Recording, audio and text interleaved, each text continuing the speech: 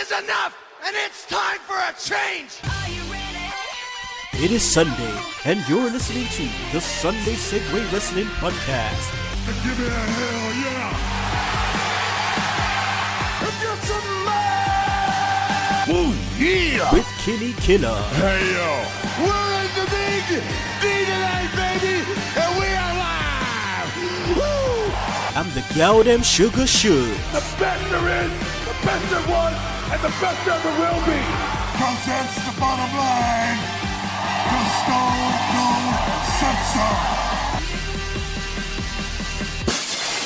Oh, son of a bitch, if you just heard the glass shatter, that's right, it is the Sunday Segue Wrestling Podcast right here on BOC Nation and Swerve Talk, and it's episode 172, and I am the man of the hour, too sweet to be sour, the one man with no Instagram, Kinny Killa. Now, people, as we do every Sunday, bring you the best in professional wrestling, and boy, has a lot happened, a lot has happened this week, over the last couple of weeks, actually.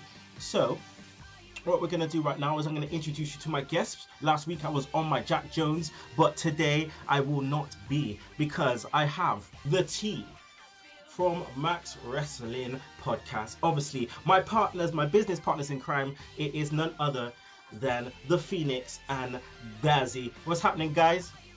Hey, you guys. You sound fucked, but we'll get to that in a bit. let me just introduce my other brother from another. It's none other than Butcher 69 himself. It is Dave Gillam. Pleasure as always. Yes. Now let's just go back to Daddy. Let's just go back, because this guy has been like running a marathon to get here onto the show, because his mouth has been fucking drilled out, and so you might sound like Sloth. Yeah. From the Been butchered. Sounds like he's just had a fight with Brock Lesnar. yeah, it sounds about right. So right. That's what performance enhancers does. There you go, see? Fucking drilled by Isaac Yankum DDS. I may sound less and less like Sloth as the show goes on. Oh, that's so good. He's got the old speech impediment thing going on. We the people. Just don't make me say S. Well, throughout the show, you know, there's going to be a lot of S's, like shout outs and brand split and GMs for the show. Moose. We're going to talk Moose in TNA. Oh my god. Anyway, Daz, how are you feeling? I'm actually fine. Didn't hurt as much as I thought it would. No? I had to have an extra anesthetic because I could still feel it after the first one. Jeez. Wow. Well, at least it's gone now. Well, we wish that, you know, dentistry was under the NHS, but we have to pay for this shit, just like you guys in America, my American brethren. So, Dazzy, please release the information and let people know how much you spent today on getting your teeth drilled the fuck up. Well, luckily it was an emergency dentist, so it only cost me £13. You jammy. My mom's To be fair, constantly getting me to... Sorry, Daz, go on. I did have to wait since 8:30 this morning, though. Oh, well, you know what? Time is money and money is time. But today you paid 30 quid, you bastard. When I go to the dentist in the next couple of weeks, I got to pay like 20 quid just for them to tell me my teeth is sparkling clean. And, you know, it's a fuck. Just for some guy to look in your mouth and go, you look good. Phoenix, you was going to say? Like my mom's constantly phoning saying, have you phoned the dentist yet? No, phone the... And then, because I used to get it for free when I was on Job Seekers. We don't get that. I've never had that luxury. The thing is, I no longer get that luxury. My missus always gets a luxury because obviously when you have the babies, you get exemption. So everything is, goddammit, everything is free. So, yeah. It is what it is. It is what it is. But Phoenix. But there ain't no pain like toothache. No, there ain't. Hey, come on. We can't say that on this show, especially when our women's have been giving birth to children. I still say there ain't no pain like toothache. Phoenix, Daz, not yet. It will be coming, especially you, Daz, now you're married, so it's expected. Phoenix, how you feeling, brother? I'm alright. I'm good. A little tired since I started working nights, but other than that, I'm fine. What is it that you do now? I work nights in Morrison's, just filling up the shelves and getting the shop floor ready for when they open up in the morning. Nice. A job is a job as long as you get that paper and we have to pay them gimmicks we call bills. It's all good. It's all me and Butcher should just warned you off. That ain't no supermarket retail outlet. That's Devil's Play Yard. I'm really starting to hate it now since it keep messing me hours up. Chin up. Well, Gillam, how's everything in the Butcher household? Oh, it's amazing, it's amazing. You wake up, you look at your gorgeous children, and then you come up and look at your gorgeous face. Yeah. Walking a man ass. Ka-ching. Oh, God. All right, let's kick into it, people. Sunday Segue Wrestling Podcast, episode 172, right here on Swerve Talk and BOC Nation. Check us out, the Sunday Segue, podcast.wix.com, which was obviously done by the amazing Dazzy. Thank you very much. Also, make sure you check out us on Twitter. That's at Sunday Segue. Segue is spelled S-E-G-U-E, and you can't teach that. Also, make sure you check us out on Facebook. Guys, big announcement. Sunday Segue will be live on Facebook Live from now on Tuesday, Wednesday, Thursday, 7:30 p.m. UK time, and I believe that is 2:30 Eastern in America. We'll be live, a quick 5-minute, 10-minute show talking about everything that's happened as it happens in the week of professional wrestling. So we'll be on there. Make sure you check in and make sure you like and questions up, whatever, so I can answer them as we're live, guys. So make sure you check us out on Facebook, like us on Facebook, subscribe to our YouTube channel. We're on iTunes, Podomatic, Stitcher. Don't forget to download that Double Twist player. Right. Shout outs. Gillam, any shout outs? Well, they're here. They're with me, so here. I don't need to shout them out. It's me. All right. Big bash. Shout out to Evan McCabe. There you go, Evan. Hey. Yeah. Phoenix, any shout outs? Well, since Butcher mentioned Evan, I'll give a shout out to Roxy Toxic. There you go. All right, Daz, any shout outs? And not your wife. He didn't tell me his name, but shout out to the dentist. He's the only man I'll let stick things in my mouth, so thank you. Oh, that's nasty. All right, I want to give a shout out to our sponsors, Custom Wrestling Figures. Make sure you check them out on Twitter, where you can get a figure done of yourself. You can get a figure done of your favorite professional wrestlers. That's right, you can get it done of The Rock. You can get it done of the Iron Sheik. You can get it done of Booker T. You can get it done of Sharmell. You can get it done Adam Cole, Adam Page, the Hangman, Okada, anyone. You can get it done. So make sure you go check them out. Chris Mitchell is waiting for your orders. So check that out and make sure you quote Sunday Segue for your promo offer.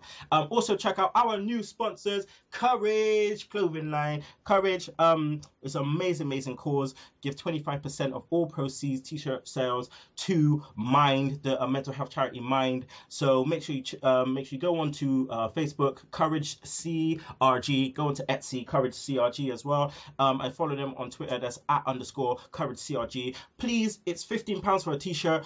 Make sure you just pay it. It goes to a good cause, like I said. It goes to mental health charity Bristol Mind. DDP has actually got a t-shirt. The publicity will be out soon of him actually signing the t-shirt, so make sure you check that out, guys. You What Gaming Show, and obviously as well Big Slam Nation. I want to give a shout out to them. Bill Apter, he will see you at the matches, and the rest of those guys. Right, let's kick into the show, guys. The question for the show for this week is the brand split. Now, who will be drafted where? So first off, let's start off with Gillam. Who do you reckon will be drafted where? We have obviously got main event guys, but we're going to try, hopefully WWE tries not to distinguish who are our top level guys and who are our shit guys. Hopefully it's just a random draw. Now, who do you reckon gets drafted where, and how do you reckon it will happen? Well, I think what I've read so far is it looks to me like they're going to do the big guys on SmackDown, and the rest is, from what I read, is going to be done on the network. Whether that's going to be done over a period of time, I think we discussed a bit of it yesterday. I don't know. I don't agree with it, because you kind of know if it's going to go on the network, they're going to basically make the old draft thing look a bit weak. By you're going to get your big boys drawn on SmackDown, and it's all going to be done at once, and then it's going to be just like normal business on Raw.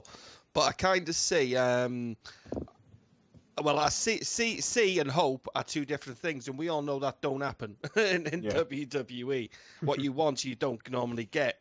I'm hoping that Cena and Reigns both go over to SmackDown. I'm hoping Raw keeps Rollins, Ambrose. I think, they're just normal ones, but for me, I think the ones I'm looking for towards most are the NXT brand. That to me is the most exciting thing about it. Because but then you ask the question: are they going to them brands, but also staying on NXT in some sort of capacity? Like a part-time capacity? Because to me, if you lose the likes of Shinsei, Balor, and others, then you're only weakening your brand. Well, let's stick on that. I'm just gonna ask Craig this. Okay, so Gillam says it's gonna weaken the brand, but as we will probably talk about a bit later during the CWC, WWE have signed Kota Ibushi, my man Kota Ibushi. He's signed. Fucking big, yes, fucking. Just don't even get me started, mate. Kota Ibushi and fucking Grand Metalik, former Mascara Dorada. So those are two big signings. So Tajiri signed as well, isn't he? Yeah. So with all of these signings, it makes sense that they will refill up NXT. But Craig, my question to you is, if WWE do it like this and they have the big guys on SmackDown. Obviously, we know, they're shit guys and whatever, but wouldn't it be great not to kind of be so bait about it? And also, is it also different because is it a draft or is it a brand split or a brand extension? A draft means they get to pick, but an extension means quite different. It's quite a different thing, isn't it? Yeah, like they used to have the supplemental draft after the big draft on Raw. I see it like the whole draft thing or whatever they're doing. I think it's good because then with all the talent that's coming up, they're not going to be able to like Nakamura, Balor, and the main guys they have now. They're not going to have enough room to keep them all in like main event caliber and main event status. So it's that's sort of my take on it. Daz, let's look at NXT in a whole, okay, and the guys coming up from NXT, because they have an issue about how will they pick these guys. Now I'm looking forward to obviously the draft and seeing how they're going to do it, but it's quite a difficult situation because are we gonna have picks like I was saying before? We gonna have picks where Steph and Shane literally say, oh, I want this guy like it was previously, or are they gonna have like it's roulette? Yeah, or like they do at the Euros where they have a draw, and you just pick out who you pick out. And the NXT guys, will it be they are free agents during the next couple of weeks, and they have maybe a promo package on who these free agents are? Well, we've seen the podiums for a couple of weeks. I'm assuming that they are literally going to pick who they want. And we touched on this just before on Swerve Talk, cheap plug. That I definitely think they're going to call Finn Balor up. At least one from NXT. Because we've seen Shane in character call people up from NXT since he's been in charge. In character, obviously. From NXT. So it wouldn't surprise me if he does it for the draft. But I can definitely see it being good for business if they split them evenly. So if you got like Rollins and Ambrose on Raw and Kevin Owens and Sami Zayn exclusive to SmackDown, people are going to have a reason to watch both shows. I just hope that they don't do it like it's like, it's a pick. Oh, John Cena is obviously the marquee guy, so let's just pick John. You know what I mean? Because for me, it just basically says, yeah, this is the top guys, this is the mid-carders, and this is the guys that are never going to make it. And I just hope that it's like, okay, now it's your pick, Oh, you've picked Heath Slater, and Heath Slater is like, yeah, baby, I've been picked, blah, blah, blah. You know what I mean? Just have some kind of comedy to it, and yeah, I just hope it's kind of like that. Now let's go into the GMs, all right? Craig, the GMs for the show, the way they've structured it now, we have COOs or whatever they want to call it, or commissioners, Steph and Shane, which makes it sound like obviously Steph and Shane ain't going to be there every week, obviously. And if they're not there every week, it means that the GMs call the shots. Now, who do you think they will pick as GMs. And who do you want to be the GMs? Well, they've already sort of leaked that Daniel Bryan's going to be the general manager of SmackDown. Yes. So, but Raw, I have absolutely no idea. A lot of people are hoping it's Eric Bischoff. Me. I'm not really thrilled on that idea because it's already been done. But that's I did my see opinion. one rumor of Stone Cold for Raw, but I can't see him being there every week. He's a busy guy. I saw that as well. It's got to be someone that ain't doing nothing right now. You know what I mean? Yeah. But Eric Bischoff would be a surprise, but not a surprise. But I want someone that's going to be like a massive surprise. You know what I mean? It's going to be a heel guy. It is going to be a heel figure, obviously, because it's under Steph. And I would think that Eric Bischoff would be reluctant to do it under Steph because of their past history. But it's just like... But it's kind of the way I look at it is Stephanie McMahon's a devious bitch, you know? And she knows if there's one person as devious in it as her in the wrestling business, there's only two men, and that's Paul Heyman and Eric Bischoff. You know, she's gonna want someone to basically, rough things up and not be afraid to go into battle. Which Eric Bischoff, let's be honest, was the man that invented the Monday Night War, so that man can go to war. You know, it's just little things I read into. But then I look at the commentary table, and I think, is there someone like JBL that could do it, you know? And I think that would then be a good opportunity for Corey Graves to make his stance as the man. That deserves a fucking clap. We have a diva on. I look at things like Renee Young's done it, man. Renee Young carried NXT really through the early days, you know? I just think I look at things like that and I think by giving someone the opportunity that is already there, you're also creating an opening for someone else to make another opportunity, which creates another opportunity further down. So it's just like a train. You know, that train has to continue over the years, you know what I mean? Passing the torch type of thing. And I think JBL could do the job on Raw. Yeah, I agree. You know? Right, let's move on to our next topic. Brock Lesnar and his violation. Now, Brock Lesnar just killed Mark Hunt or whatever. Well, I wouldn't say killed, but Mark Hunt looked fucked. He looked gassed. But and now obviously we're coming out, they're coming out USADA, USA Doping Agency, whatever you want to call them, coming out saying that Brock Lesnar has failed a test or whatever. Now, Daz, does that affect WWE in any way? Well, this was a big debate for us because we thought, well, it can't really affect Brock's contract in WWE, but it would look bad for them because obviously he's under contract with them. Yeah. But if it's a 30-day suspension, it shouldn't really affect SummerSlam. No, again, it shouldn't. But at the same time, WWE released a statement saying that the test was done. Brock Lesnar's last match within WWE was WrestleMania, and in between that time, the violation was done on, was it the 28th of June or whatever? Yeah. So he actually wasn't actively wrestling for WWE, as whereas in the difference between, Roman Reigns was, so it's, it's like it's a toss-up. Are they kind of saying, it's not okay that he's done this, but he hasn't done it under WWE's time? Yeah. Yeah, we also said it's hard to punish Brock because he's got more than enough money and he doesn't really work a heavy schedule. Yeah. So you can't really suspend. What are you going to suspend him from? Not making appearances. And apparently, apparently he had an exemption under the US ADA or whatever. So because of it being a one-off fight or whatever, but who knows? The way I look at it is WWE basically, well, if he's found guilty, which he's failed it. Do you know what I mean? He's got to do a second sample, isn't he? He's got to do a second sample, and we see what comes from that second sample.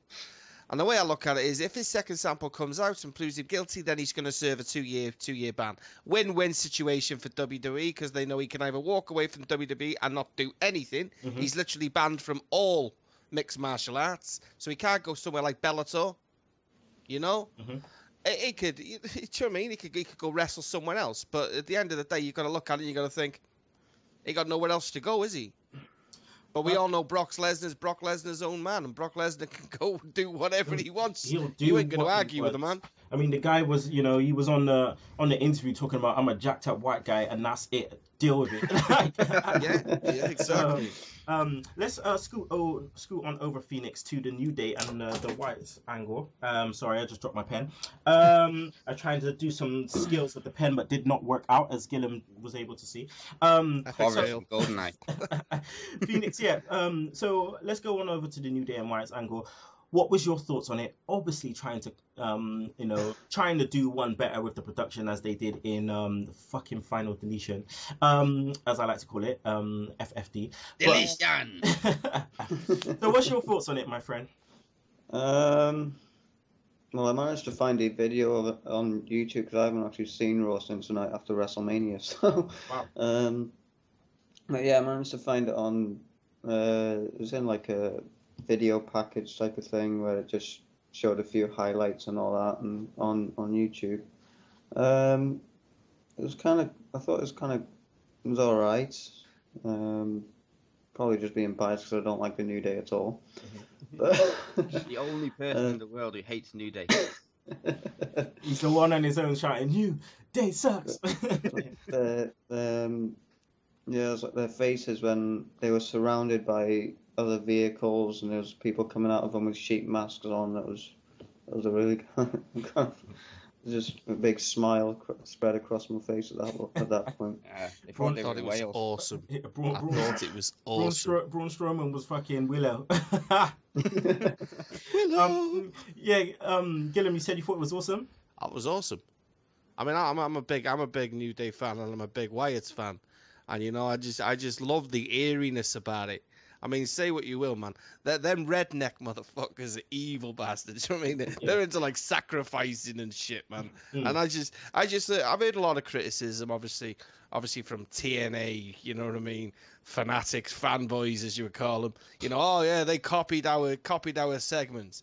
It's kind of, I don't look at it. I said the same thing yesterday. I don't look at it as copying. Look at it as, you did something good, which was successful across the internet. I mean, I didn't particularly like it. I thought it was tacky. You know what I mean? In my own opinion, but that sort of stuff is done on Lucha Underground every week. So take it as credit. They're giving you credit for a piece of work you have done, and it's been successful. Makes no odds who does it. I mean, WWE could do that every week. They've got the finances to be able just to make something just look like a film, for God's sake. Not that their films are great. Yeah. Granted, but, I mean, come on. I mean, I thought we've seen this building for the last few weeks, and the segments have been good on Raw. Wyatt's brilliant no matter what he does with a promo, in my opinion. And I like this fact that they've almost made New Day look, do you know what I mean? Almost questioning, their meaning. Obviously, Kofi and Big E are still trying to have fun, but you've got Xavier. That's just there, and he's like, oh. Yeah, that's one thing I've taken from it, is the fact that it looked serious, it felt serious. Final Deletion, obviously, it's wrestling, so anything. It could be funny, it's whatever. But the way they were trying to do it, TNA was like it was serious. So it seemed super carny, because they're doing it like to make us look it like it, take it seriously. But it looks super carny. But you just can't. Nah, and at least with the Bray Wyatt one, it looks, that's their character. That's it. And exactly. They were just trying to go into their realm, and they took it serious, and it was serious. There was no comedy. It was an invitation, wasn't it? Exactly. It was an invitation. Exactly. If New Day had done the invitation, you'd have walked into a church. Okay, yeah. Yeah, exactly. That's the coming out, isn't it? Sorry, yeah, coming out of it. Sorry, Braun Strowman looked good. He looked good coming out of it. Like, he looked good, and he looked like, it made me think, dude, don't wear the fucking wife beater. No. Yeah, do you know why I thought that? I'd take the vest off, show them just how big you are, man, because you look like a machine. Right, so before we go to a break, I just want to finish off with Daz talking about Moose.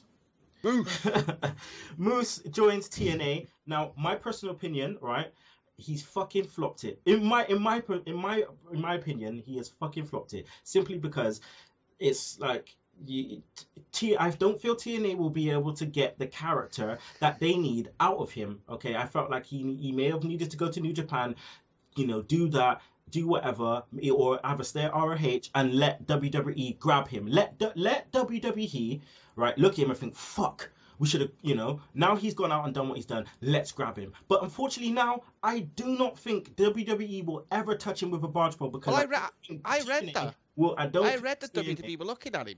They were, but because of his past stuff, of what he's done, he had like some conviction or something in 2009. They're a naughty boy, isn't he? Yeah.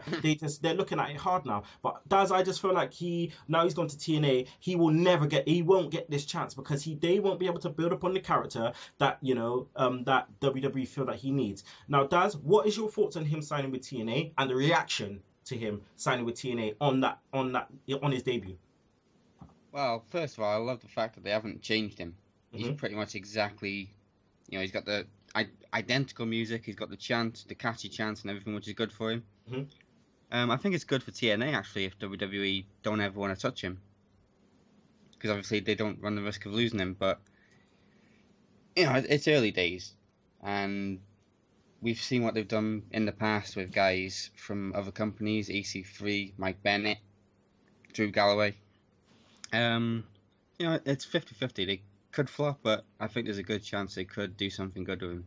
I mean, the difference with those guys, with all of those guys, is those guys were coming from, from named places. They were coming from WWE, so everyone knew who they were. You know what I mean? So, but with Moose, he's coming from ROH, and the guy walks out, and within 20 seconds of the video footage I saw, some guy looked into the camera, was like, are we meant to know what this means? Are we all train on? Are we meant to know what this means? Is Diesel coming down? Like, what's going on? Are we meant to know what this means? And that is exactly my point. You know what I mean? Like, it's it's good that there was a lot of people doing it because it will catch on. It will catch on, yeah. And we're fans. Sorry, we're fickle. We'll do whatever the fuck if someone comes out, fucking, doing that. Do you know what kind of worries me, though? Do you know what kind of worries me with stuff like that? I mean, obviously I watch TNA and I think, and there's a part of me that wants TNA to succeed. Do I think TNA will succeed and still be here 2 years' time? No, I don't. But I look at it and I think something like that, I mean, I'm gonna right, no, suck it. I'm gonna be controversial here, right? ROH wrestling fans are wrestling fans, right? But I'm going to be controversial with TNA. There's a minority in TNA fans that are wrestling fans. The rest I call are fan boys and fan girls. Yeah, they like TNA because TNA is just TNA, right? Majority of these people haven't seen the real TNA, which I class from 2002 to 2008. That's the real TNA. And then you've got Moose coming in, and that. You know what to call it, the tugboat. Tugboat used to do it. You know what I mean? And I look at that and I think TNA might not like that because it resembles someone who he used to be, And they could get a lot of negative feedback from ROH fans. After a while, and I mark my words, you'll see it, Billy Corgan will have rid of that. I guarantee it. It's just sad, man, because he's still green, and Moose should understand that within himself as well. You know what I mean? He's still very green, and he should understand that, and he should have. Well, obviously, he had nowhere else to go because WWE didn't want him anymore because of what had happened in the past. But he should have taken himself over to New Japan and gone to the dojo. He should have done that, but he should have done that. But now he's gonna pick up the worst habits ever because he has no characters, no massive character, so he's gonna be picking up some fucking carny shit. But I don't think TNA are particularly great on creativity. I don't. Sorry, you know what I mean? Gillam, we gotta leave it there, man, because the break's calling us. VOC Nation is calling us. So we're gonna go to a break now from our sponsors at VOC Nation, but we'll be back talking about the Cruiserweight Classic and the fallout from NXT. So people, don't you miss it. Live from the In the Room studios located in the Net Carrier Enclave. This is the VOC Nation Radio Network. Hey everyone, it is your favorite knockout, Mickie James, and you're listening to the VOC Nation. Hey there, hi there, ho there. Thanks for coming on down. It's Save Wrestling, the podcast, and the business-making town. I am your award-winning hostess with the mostest, Shelly Funtime Martinez, and she is my co-host, Dazzling Danielle. Woo! Hello out there. And together we are the Martinez Girls. You finally did it. And you can join us here Monday, 6 p.m. Eastern on the VOC Nation as we save wrestling together, Danielle. Fighting crime. Woo! And we are back, Sunday Segue Wrestling Podcast, episode 172. It's your boy, Kinny Killa, out here with the Butcher 69, Dave Gillam. Rising from the ashes is Craig Phoenix, and obviously it is a man with a mouthful of anesthetic. Definitely. So what we're going to do now is we're going to go to the CWC and NXT Fallout. So, guys, I was excited than a motherfucker to watch the Cruiserweight Classic and see it start. Man, Gillam, a man of, of being a fan of anime and all that kind of stuff, and me and you go old school, very, very old school. How much was you fucking marking out when you saw the graphics to this shit? I loved it. And this is, I hear a lot of people say, they should have done this 10 years ago. You know, I mean, they started off and they built it up all the way, talking to Daniel Bryan and Morrow, and I thought Daniel Bryan is amazing. Yeah, that guy has come from I don't understand it. Do you know what I mean? That guy can talk. I mean, let's not forget, he's been around the block. He knows the business, hands down. But, I mean, I was just listening to him talking, and I was like, and they were introducing all the wrestlers and stuff like that, and I was just like, this is fucking amazing. Do you know what I mean? This is amazing. Where have you been all my life? The fact that these guys are like, it's just they're jumping into the script. I just fucking love it. Like, everything about it, the entrance, everything. Yeah. They're jumping into the face-on-face graphic where they're jumping slow-mo, and my days, it looks like a computer game. It looks like it's more. The one I liked was Tozawa's. Tozawa's was awesome, and I thought he was going to come through my TV. I was like, yes. It's like Ibushi's looks so athletic, like it looks so sick. But anyway, Phoenix, we're going to go into it. Grand Metalik versus Alejandro Sayers. This guy had to fucking get down 30 fucking pounds. 30 pounds. What the hell? In like 2-3 weeks. Now, this is good, time for us to see new guys, which is great. So we have a fresh opinion on these guys. Now, I've seen Grand Metalik, who is Mascara Dorada in New Japan. But for you, who have never seen these guys, these two, what was your thoughts on the match and these two wrestlers? Bloody awesome. I just wonder why they're doing it now and why they didn't start doing it sooner. Yeah, I agree. It's like, where have they been, isn't it? Yeah. What did you think of Mascarada Dorada walking the ropes? Grand Metalik walking the ropes. It's like old school, but without ringing the arm first. So it's like really it takes a lot of skill to do something like that. Alejandro Sayers looks like a big amazing guy. From start to finish. Yeah, I mean, Sayers looks like a big guy. Well, he is a big guy. He had to drop 30 pounds. But the guy did a bloody shooting star press off the apron. Yeah, off the apron. Yeah. Like. A lot. It's like I don't know many people to do a shooting star press off the top rope, let alone off the apron. So it's to do stuff like that, bloody amazing. I mean, he's over 6 foot, isn't he? Yeah, I think so. He's over 6 foot and be able to do that off the apron and make it look so 6'1", clean. You know. It's crazy. Metalik won with, I believe, it looked like a cradle shot, but it looked sick. Finished just looked nuts. So he finished that. He won that match. Dazzy, we then go to Ho Ho Lun versus Arya Davari. Davari's younger brother. Ho Ho Lun. Now, he looked like the fans loved him straight away. I believe he's a Middle Kingdom wrestling guy. And the fans love, they just straight away he looked like an underdog. He's not jacked or anything like some of the others. Davari looked jacked, but he comes out, Davari again, the heel heat straight away, don't want to shake his hand. I thought that was great. Daz, what did you think of the performance of Ho Ho Lun and Davari? Well, obviously I was waiting for this one because we had a couple of guys from Middle Kingdom on in the last couple of weeks, so obviously a lot of my attention was on Ho Ho. Yeah, he wasn't a big guy, but Daivari did a great job playing the heel, like you said, but you could kind of tell that Ho-Ho had slightly more experience. Not that that's a bad thing, of course. But yeah, it was awesome. Yeah. The finish was a lot quicker than I expected. It just kind of came out of nowhere. Yeah, that bit did kind of annoy me a little bit. I was thinking a finisher with with the German suplex, it would have been different. It would have been a dragon suplex. I would have been like, okay, shit. Ho Lun is fucking picking up Daivari into a dragon suplex. What the hell? But either way, they did good, and it was a nice showing by Ho Ho, who is off to the to the next round. Gillam. Then we had Cedric Alexander, which we were waiting for, against Clement Petu. From France, again, from the Lance Storm Academy, like one Tanel Dashwood, aka Emma.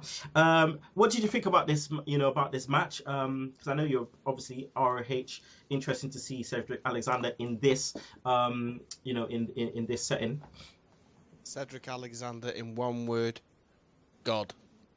There you go. God. Just blown away. The Petois kind of he interested me too. I mean, it is what it is. These are the best guys from around the world.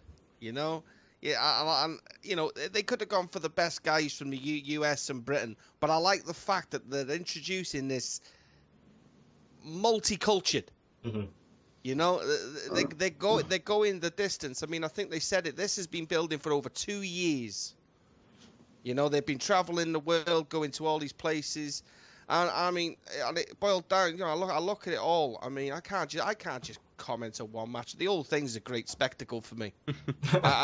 It just is. I mean, not often you hear me speak great about anything that WWE do, because I'm like Mr. Critic, Mr. Negative. You know what I mean? And I just look at it and I just think, being a big fan of WCW and the early days Cruiserweight division, it was amazing. I was seeing it again. Mm-hmm. Yeah, definitely. X Division is done. Oh, it's done. It's finished. They flopped it, man. Big time. WWE have just put the final nail in the coffin, in my opinion. Wait. There's still an X Division.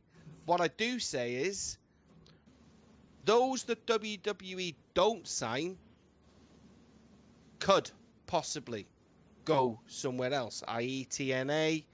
The door opens for these boys. I mean, at the end of the day, they've got, how would you put it? They've been seen now. Do you know what I mean? They've been put across the networks. They've been put across TV, national TV, and there will be scouts from other. Oh, yeah. You know what I mean? Federations they're watching, Sean Maluta, if he don't get signed by WWE, he's gone to New Japan. 100%. I guarantee you that now. With Tamatonga over there and Tangaroa, I guarantee he'll be going over there. If I want to see, and I want to see it, I want to see TJ Perkins signed by WWE. Listen, he probably will. The way they're doing the packages, you can tell who's getting signed. You can tell who's getting signed. You know what I mean? Yeah. But nevertheless, Cedric Alexander wins. I can't remember what his finish is called, but geez, man, it's just nuts. Suplex into a backbreaker is just like double knees to. He's a beast. Spine. Yeah. Man, I remember seeing him do that to. I think it was is it Kylie Ray? She just bounced off. Fucking hell. Yes, it was. Yeah. But we'll go to the main event, which was my guy, and I'm gonna speak on this shit. Kota fucking Ibushi. Oh my days. For those of you who know, when it comes to me in New Japan, and it comes to Kota Ibushi, when this guy got injured, I was fucking so sad. I was distraught when this guy got injured, and now he's back. And to see him in WWE, what the fuck? It's just too sick. So Ibushi, the Golden Star, first off against Sean Maluta. Now this match, again, there's a lot of back and forth.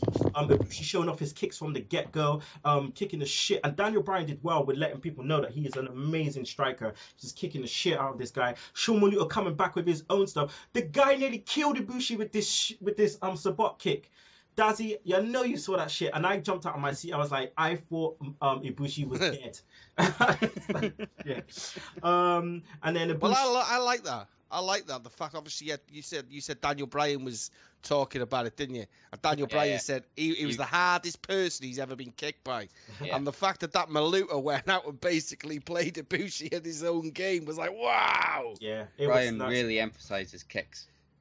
Oh, had to, man. And Ibushi, he did his trademark jump, jump into the corner, jump off into a bat flick on the outside. That's his fucking trademark. But you're yet to see all of his stuff. When he busts a Phoenix Splash, you'll know what time it is. But again, I know this is probably the first time a lot of you got to see this guy. So yeah, I'm just happy. The world gets to see Kota Ibushi in all his glory. And he finished off with Ibushi Bomb 1, 2, 3. Bye bye Sean Maluta. So yeah, and he is signed by NXT now. So man, woo! Just can't wait to see this guy. Quickly before we go into another break, guys, I just want your individual thoughts on Nakamura versus Balor. Gillam. I can't say that I didn't enjoy it, because everyone wanted to see it. What I can say is I was a little disappointed it should have been at TakeOver. But from the sense of the draft coming up, you kind of see it as one of them or two of them could possibly get drafted. More than likely, it's going to be Balor, because Balor's not got a match at TakeOver, and Nakamura has got Joe. Mm-hmm. So spoiler alert! No spoilers! No! Oh no! But hey, I've seen it, but I know probably that's just the way I look at it. Am I just being your typical wrestling fan that's basically dissecting because it's there in black and white and assuming that that's the thing? You never know with WWE. Like I said before, the things you want ain't always what you get. Phoenix, have you seen it? You seen the match? Yeah. I'm agreeing with Gillam. I was a bit disappointed that it wasn't at TakeOver, but I still really enjoyed the match from start to finish. It was really good. Very stiff. Harper back to New Japan. Daz, your thoughts? Do a Conan and speak on this, please. Yeah, I'm going to sound just like them too and say that it probably would have been better live at TakeOver, but yeah, that probably only would have taken it up about 0.5. It was already brilliant anyway. Yeah. Nakamura, by the way, guys, took it down. Kinshasa to the back of the head, then Kinshasa to the front. Done. Finished. Over. Balor's up to WWE, I reckon. All right, guys, we're going to go to a break. Then we'll be back with the final part of Sunday Segue Wrestling Podcast. We are 5-minute dash, people. See you in a sec. There's only one wrestling podcast that gives you honest, uncut opinions and the most unique trivia since WWE did The Weakest Link. And the only place you can hear the show-stealing podcast promo every single week. Covering WWE, TNA, Ring of Honor, Lucha Underground.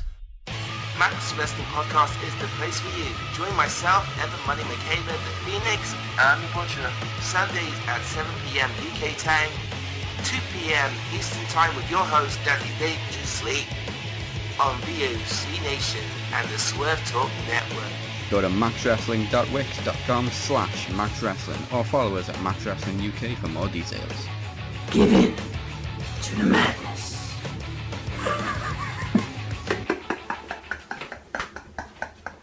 And we're back. Last part of Sunday Segue Wrestling Podcast. If you don't know who I am by now, fuck you. Now, joking. Oh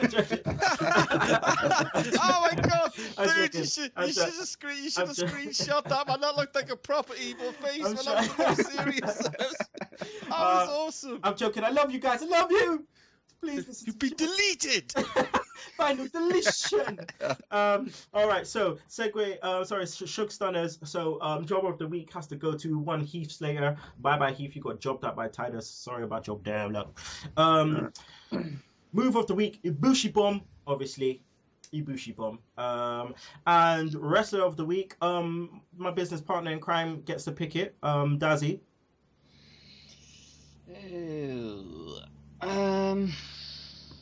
There wasn't really many standout matches on Raw. Mm-hmm. Only thing notable from TNA was Moose, so yeah, Ibushi. Ibushi, my guy Ibushi, wrestler of the week. All right, so Segue Time Machine. What happened today? It is the 17th of July, and let's see what happened today in the world of professional wrestling. CM Punk won the WWE title in 2011. Money in the Bank. I believe he beat John Cena. Also, Christian won the World Heavyweight title by defeating Alberto Del Rio. 2007, Is World Heavyweight title won by Great Khali. 2006, Tanahashi won the IWGP Heavyweight Championship. Doug Williams, 2004, won the ROH Pure title. Hulk Hogan in 1994 won the WCW Heavyweight title. Right, so pay-per-views. There was what else did we have? No Surrender, 2005 TNA. We also, like I said, had Money in the Bank. We had Bash at the Beach, 2004 people. Right, so let's have a look and see what happened in the Monday Night Wars, year 2000, I believe. We had Raw. Now, what do you reckon was the Raw rating year 2000, Gillam? 2000, I remember going to me. I know about 3.2. Dude, it was a 6.2. It what? Was 6.2. No way! You shocked me. And because it was a 6.2, Nitro decided not to air.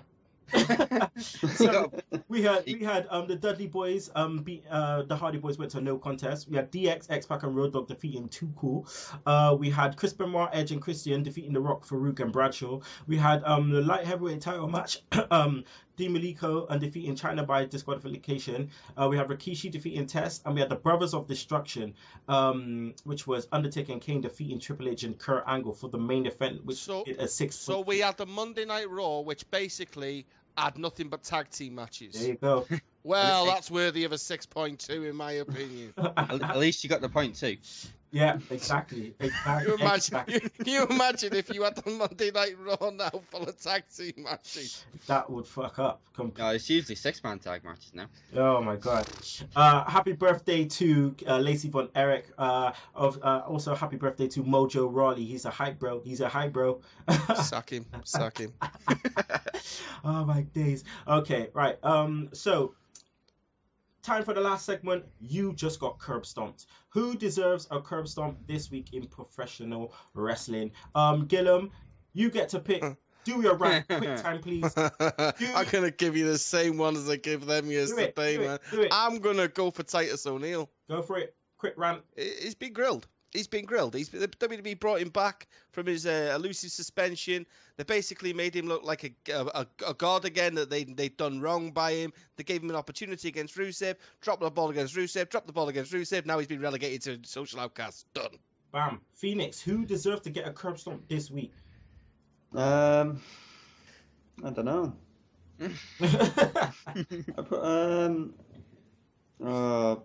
I'd probably say Billy Corgan, only because it's with the whole thing with Maria. She wants to be the leader of the Knockouts division, yet she's not willing to compete to earn that title.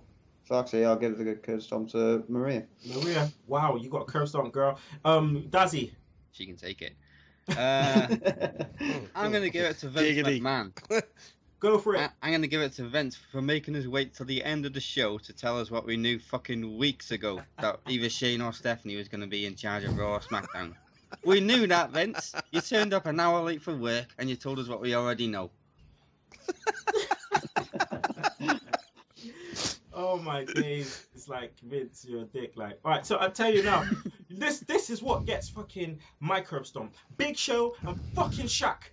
Big Show and Shaq, you get a massive fucking curb stomp. Who the fuck wants to see Shaq versus Big Show? That's one thing. Two, why the fuck are you two buddy and saying I love you, bro? And you guys meant to be fucking facing off in WrestleMania 33. You're trying to push that match.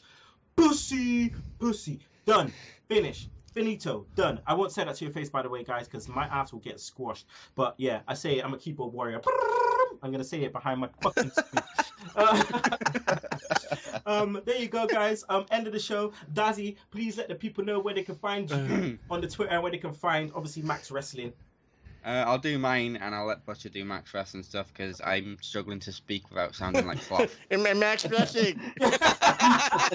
Yeah, see? You can find me at Dazzy MWP. If you're not tweeting, you're not trying. Oh, there you go. Phoenix, where can they find you? You can find me on that Twitter machine at the Phoenix626. He rises from the ashes! If you see what I mean, just go to Eurovision Song Contest. Not this year, last year, I think it was. Rise from the Ashes. I believe the one, yeah, the woman with the beard, the guy with the beard. Yeah. Song was sick. Gillam. I guess it's on there. It's just still chuckling for Dazzy. You can find me at Butcher69. You can also find us at Max Wrestling UK, or you can find us at maxwrestling.wix.com. Booyah! You can find us. This is Sunday Segue Wrestling Podcast at Sunday Segue. You can follow me as at Kinny Killa, spelled Killa. Next week we will have Emrod. He is flying in. Michael Rodriguez will be joining us on the show, along with the no shady Tom Brady. Obviously, the prediction panel, as we were talking about the draft, and obviously talking about the preview and predictions of Battleground. So guys, make sure you check us out next week. And if you don't like that, you can choke on that slap nuts. Woo!